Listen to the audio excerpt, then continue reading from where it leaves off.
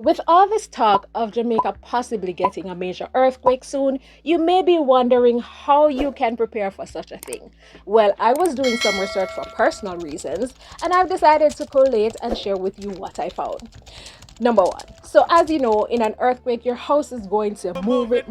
1 minute you're cooking up some ackee and saltfish, and the next, your kitchen's doing the electric slide.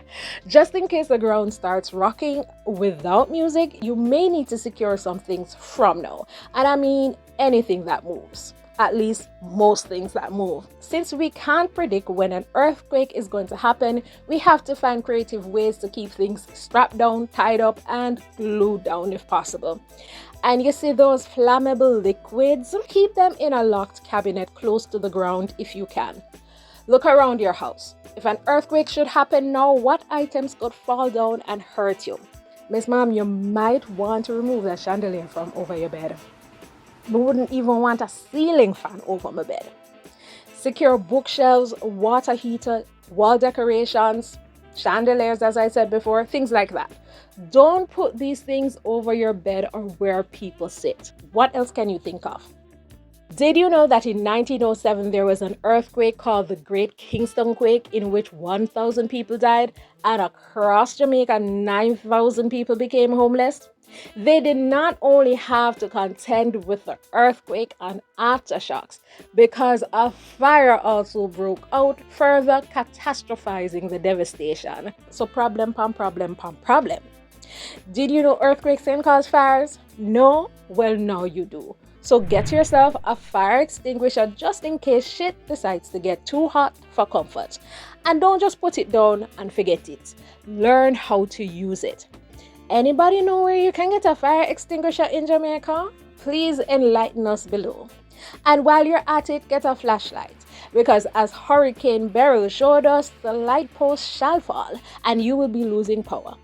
Add to that a first aid kit, include bandages, antiseptics, painkillers, and any prescription medications. You may also need a whistle to signal for help if you're trapped. Yeah, and batteries, of course. I think I'm gonna be on this one for a while. Just put all your important documents in a safe place, and you know what? Just pack an emergency kit as well. And no, this isn't just a collection of random items from the back of your pantry. You need at least 1 gallon of water per person per day. At least, so them say. Wanna drink that much water? And no, red stripe bear doesn't count, but it might take the edge off. Sorry, look here, stay sober here. Get non-perishable items like tin foods and don't get the ones you need an opener for. Just get the ones that you can pull off. By the way, am me alone still open cans with a knife? Bad girl, can't talk to me. Kitty, what are you doing here? Number 5, if you don't have an emergency plan, what exactly are you waiting on? An emergency? Me too. Look here, you know from when am I supposed to create one? Like, I have something in mind, but you actually need to sit down with your family and work out a plan. You can include how you're actually going to evacuate your house, workplace, community, or even city if an emergency happens. What are some alternative routes if the normal route gets blocked? Know the safest routes to exit your home, workplace, or school. Practice them with your family or co-workers. I know we do it at work, but do you do it at home? We definitely should. Now, where are you and your family going to meet up if something happens and you can't get home and you don't have a means of communication? Choose a safe spot where your family can regroup after an earthquake. Make sure everyone knows the location and can get there quickly. Identify the safe zones in your house. Now I gotta stand up under the TV. Suppose it happen when you're in bed. You wake up all disoriented. Better keep a bedside kit just in case. Put proper shoes in it. No slippers, please. You need something that can protect your feet if there is glass and other debris on the ground. Flashlight? Yes, because you might wake up to darkness. What else would you put in your bedside kit?